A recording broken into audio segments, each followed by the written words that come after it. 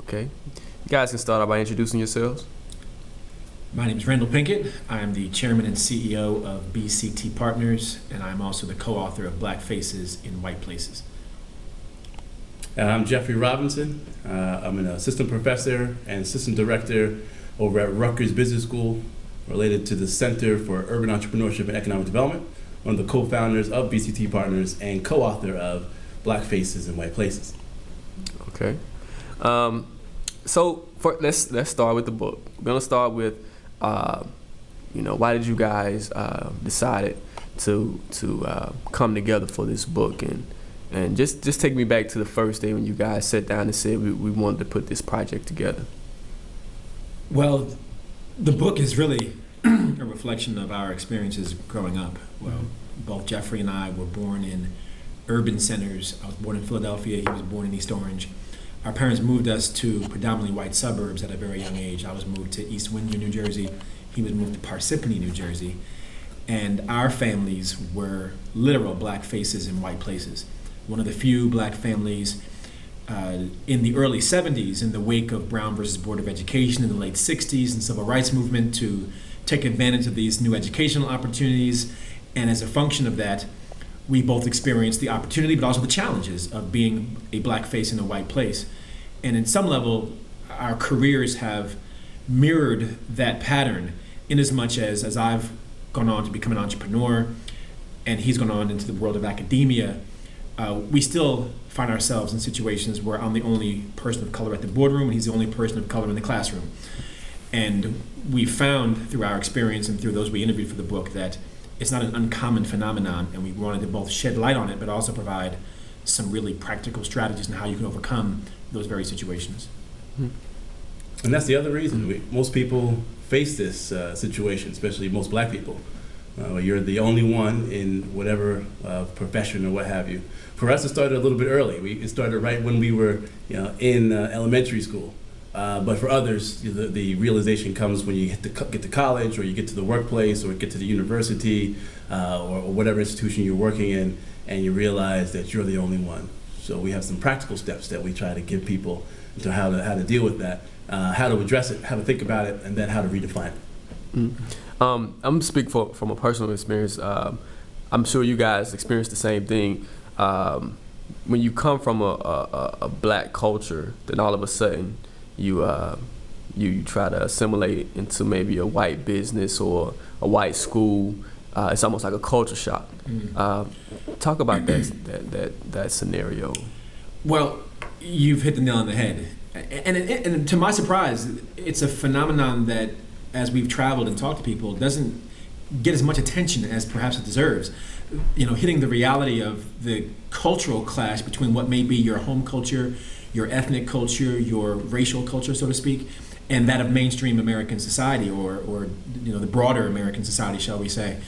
And at some point in your career, if you endeavor to kind of move up the rungs of a given industry, you're going to hit that wall at some point. And the book is what we hope will give you the tools and the tips on how to deal. Yeah, I think the other piece of that is what we talk about right at the beginning of the book, is identity. We sometimes think that, or perhaps society tries to make us think that black culture, as you call it, is inferior. That doesn't have that it's more of a liability than it is an asset. And one of the things we hit off right at the beginning of the book, got to think of your identity as an asset, not a liability. It's an asset because America's changing. And because of the knowledge and the cultural capital that we bring to the table into many industries and many situations, what we want to talk about in the book is how you leverage that, how you leverage your identity, your ethnic identity, and in many cases our evolving identity as we learn who we are and what we're doing. So that's one of the core themes of the book, is how do you take what you already have, bring it to the table, and use that as a point of strength to move forward. This book is very timely, considering that our president is pretty much going through the same things that you guys are going through. I'm sure you've got this question before, but just talk about that and him, having to assimilate also into a position that's never been held by a black person.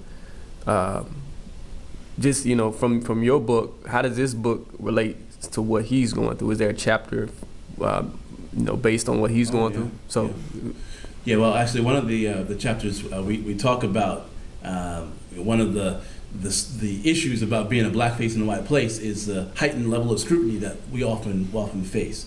While the typical person, white males or others, they make a slight mistake. People say, "Oh, that's just a slight mistake. It's a misstep. I'm sure he's all right."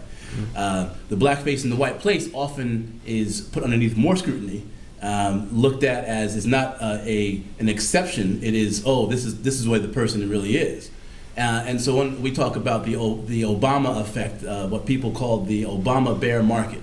And so the real question you got to ask yourself there is, why did the media, in this case and others, call it the Obama bear market when the bear market started before his term even started? That from a factual standpoint, that's not accurate, and yet it gets attributed to the blackface in the white place. We see that kind of pattern in all kinds of different situations, and we talk about that. I mean, the fundamental question there is about meritocracy. Can I be viewed as my own self, based upon my own characteristics and my own success, as opposed to trying to link me or attribute things that have nothing to do with to me? And so we do talk about some of those issues inside the book. Let's talk about for young kids, because I think this is a great book for kids who are coming up, who often if they're faced with having to assimilate into a white culture, they might go against that. There's a lot of kids who go against that and they form their own culture. That's why you see the saggy pants and you see the embracing of hip hop culture, even with kids who don't grow up in the inner city.